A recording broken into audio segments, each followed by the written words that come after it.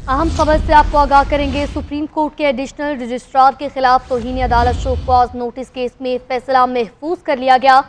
Justice Mansoor Ali Shah ने remarks दिए कि केस हमारे सामने कमेटी ने लगाया, इस तरह से केस वापस होने लगे तो ये अदलिया के आज़ादी के मुनाफी है। अगर हम कोई फैसला देते तो नजरसानी में बड़ा बेंच बना देते।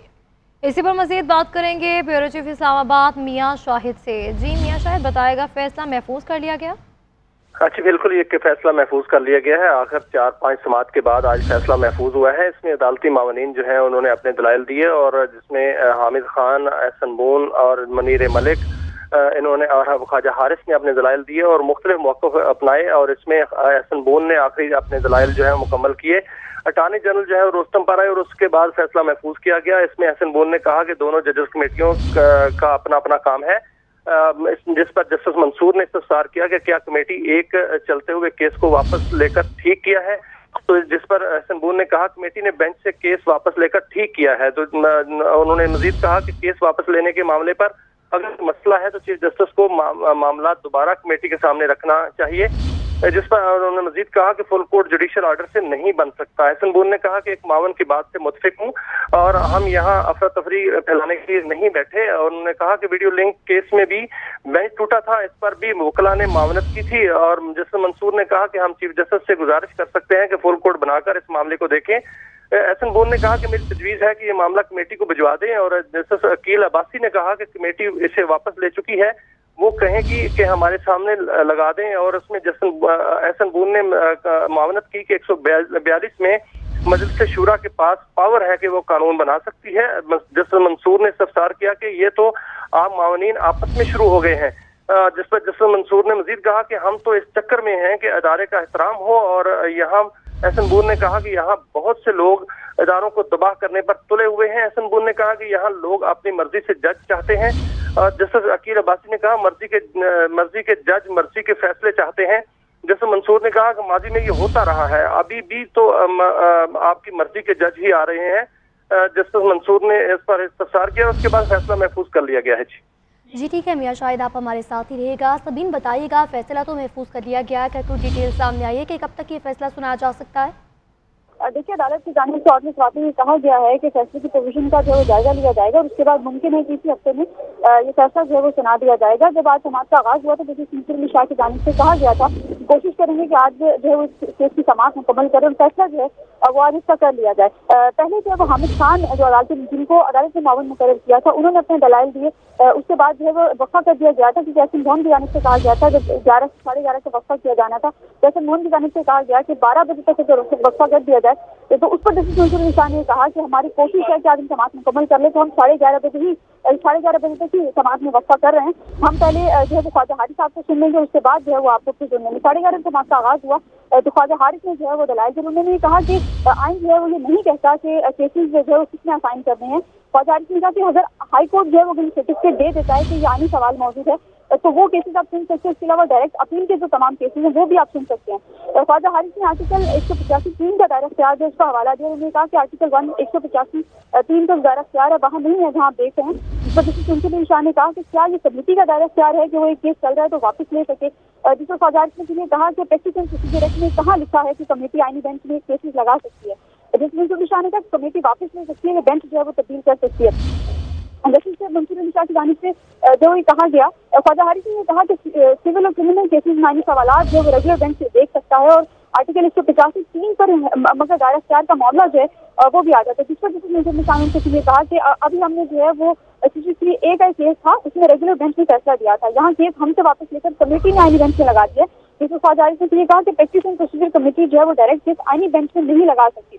ख्वाजा हारिस के बाद जो है वो एहसन बून रोशन पर आए, उन्होंने जो है वो अपने दलाइल दिए। एहसन बून की जानिब से कहा गया कि माजी में जस्टिस मंसूर अली शाह ने कहा कि माजी में क्या हालिया मखसूस शिस्तों का फैसला जो है वो अभी पड़ा है, माजी में जो है वो इतना नाज है। जस्टिस मंसूर अली शाह ने एहसन बून से ये मुकालमा कर उन्होंने कहा कि आप हमारी यूनिवर्सिटी के दोस्त हैं। जैसे एहसन बून ने कहा कि माजी में तशरीह के नाम पर आईनी आर्टिकल का गैर मौसर जो आइन का आर्टिकल किया गया है। जस्टिस मंसूर अली शाह ने इस पर यह कहा कि आजकल तो ऐसा कुछ नहीं हुआ, हाल में तो सब ठीक है। हाल तो जिस पर जो एहसन बून ने ये कहा कि हॉल तो माय लॉर्ड अब लिखेंगे। एहसन गुन की जानिब से कहा गया कि माजी की तल्ख तजर्बात की रोशनी में कोई फैसला ना किया जाए, जिस पर मुंसुर अली शाह ने कहा कि हम तो आईनी बेंच हम तो आईनी बेंच है, हमने क्या करना है। मुंसुर शाह की जानिब से कहा गया कि सर ये तो वैसे ही गपशप है। जिसके बाद मुंसुर शाह ने फिर ये कहा कि हमने आर्टिकल 191A का जायजा जो है वो लेना था, जायजे के दौरान कौन सा बेंच किस चीज में जाएगा ये जो है वो देखना था। अदालत की जानिब से ख्वाजा हारिस से ये सवाल किया गया कि क्या तौहीन अदालत का मामला जो फुल कोर्ट के सामने भिजवाया जा सकता है, जिसमें ख्वाजा हारिस ने कहा कि तौहीन अदालत का मामला फुल कोर्ट के सामने समाअत के लिए मुकर्रर करने के लिए कमेटी को भेजा जा सकता है। जिस पर जस्टिस शकील अब्बासी ने फिर ये कहा कि सिर्फ इसलिए पूछ रहे हैं कि कल को कोई ये ना कहे कि हमने इख्तियारात से तजावुज किया है। जस्टिस शकील अब्बासी की जानिब से कहा गया कि हम अपने इख्तियारात से तजावुज जो है वो नहीं करते। एहसन गुन के दलाइल मुकम्मल होने के बाद जब अटॉर्नी जनरल रोस्टम पर आए थे और जब एहसन गुन के दलाइल मुकम्मल हो रहे थे, जस्टिस मुंसुर अली शाह की जानिब से एहसन गुन ने जो ये कहा कि दोनों जजेस कमेटियों का जो अपना अपना काम है। जिस पर जस्टिस मंसूर ने कहा कि क्या कमेटी एक चलते हुए इस केस को जो है वो एक बेंच से वापस ले सकती है। एहसन गुन ने कहा कि कमेटी ने बेंच से जो है वो केस वापस लेकर ठीक किया है और इस केस वापस लेने के मामले पर अगर कोई मसला है तो चीफ जस्टिस को मामला दोबारा कमेटी के सामने जो है वो रखना चाहिए। और एहसन गुन ने ये वाज़ह किया कि फुल कोर्ट जो है वो जुडिशल ऑर्डर से नहीं बन सकती। एहसन गुन ने फिर ये कहा कि मैं जो है वो एक मामले की बात से मुत्तफिक हूँ, हम यहाँ पर तफसील फैलाने नहीं आए। उन्होंने ऑडियो लिंक केस का हवाला दिया और ये कहा कि वीडियो लिंक केस में भी बेंच जो है वो टूटा था, उस पर भी वकला ने अपनी मामले दी थी। इस पर जस्टिस मुंसुर अली शाह ने ये कहा कि हम ये कर सकते हैं कि हम चीफ जस्टिस से गुजारिश कर लेते हैं कि आप फुल कोर्ट बनाकर इस मामले को देखें। फिर एहसन गुन ने कहा कि मेरी तजवीज़ ये है कि इसको चीफ जस्टिस को भिजवाया जाए, आप कमेटी को वापस भिजवा दें, कमेटी फैसला कर ले ऐसी जो केस है ये कौन सुनेगा। जस्टिस शकील शकील अब्बासी ने ये कहा कि कमेटी से वापस ले चुकी है और वो कहेगी कि आप दोबारा जो है वो हमारे सामने लगा दें। एहसन गुन ने समाअत के इख्तिताम पर ऑर्डर जब एहसन गुन की दलाइल का ऑर्डर लिखवा रहे थे तो एहसन गुन के हिसाब से मजलिस शूरा के पास जो पावर है जो वो कानून हामिद खान दलाल देते हुए ये कहा था कि मजलिस शूरा के पास पार्लियामेंट के पास ये इख्तियार है कि वो कानून साजी हर कोर्ट के लिए कर सकती है, मां सिवाय हाई कोर्ट सुप्रीम कोर्ट में कानून साजी पार्लियामेंट जो है वो नहीं कर सकती। एहसन गुन ने हामिद खान को उस बात को टारगेट करते हुए ये बात की जिस पर जस्टिस मुंसुर अली शाह ने कहा कि ये तो आप मावलिन जो है वो आपस में शुरू हो चुके हैं, हम इस चक्कर में हैं कि इदारे का काम जो है बरकरार है। जिस पर एहसन गुन ने कहा कि यहाँ पर बहुत से लोग जो है वो इदारे को तबाह करने पर तुले हुए हैं, जहाँ पर लोग जो अपनी मर्जी के पैसे चाहते हैं। जिस पर जस्टिस शकील अब्बासी ने उनको ये कहा कि जहाँ पर लोग जो है वो अपनी मर्जी के फैसले और अपनी मर्जी के जजेस जो है वो चाहते हैं। जस्टिस मुंसुर अली शाह ने मुस्कुराते हुए एहसन गुन से जो है ये सवाल किया कि अभी भी तो आपकी मर्जी के जजेस आ रहे हैं, ये माजी में भी होता रहा है जो है यही चलता है। इसके बाद जो अटॉर्नी जनरल है उनके दलाइल शुरू हुए, उनसे दलाइल खत्म होने के बाद जो है अटॉर्नी जनरल के दलाइल शुरू, अटॉर्नी जनरल के दलाइल मुकम्मल होने के बाद अदालत ने जो फैसला महफूज किया और ये कहा है कि मुमकिन है कि इसी हफ्ते जो है केस का फैसला सुना दिया जाएगा। जी अच्छा सबीन, ये भी बताएगा जस्टिस मंसूर अली शाह की जानिब से अहम रिमार्क्स दिए गए। उन्होंने कहा कि इस केस से हटकर सवाल है और हमारे पास 4000 केसेस है वो कहाँ जाएंगे और ये जो 5000 केसेस का फैसला आईनी बेंच करेगा या फिर कमेटी, इस पर क्या कानूनी नुक्ते उठाए गए? देखिए ये एहसन गुन के दलाइल के दौरान ही ये नुक्ता उठाए गए।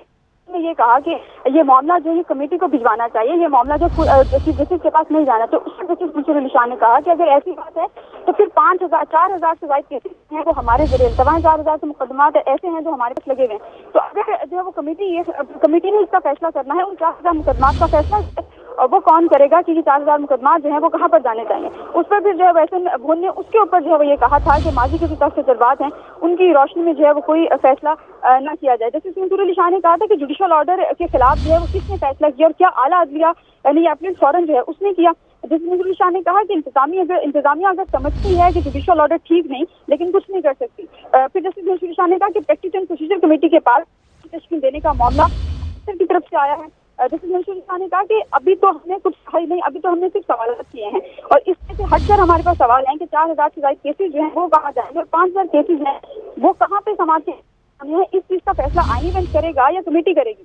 जिस पर जस्टिस मंसूर अली शाह ने फिर ये कहा कि कमेटी के पास केस वापस लेने के इख्तियार जो है वो किधर से आ गए, क्योंकि ये चीज आइन में भी मौजूद है। ख्वाजा हारिस से जानिब से कहा गया कि कानून में लिखा है कि कौन सा मुकदमा कहाँ चलेगा और आर्टिकल उस पर। ठीक है सबीन शहबाज, आपका बहुत शुक्रिया और ब्यूरो चीफ इस्लामाबाद मियां शाहिद, आपका भी बहुत शुक्रिया तफसीलन आगाह करने के लिए।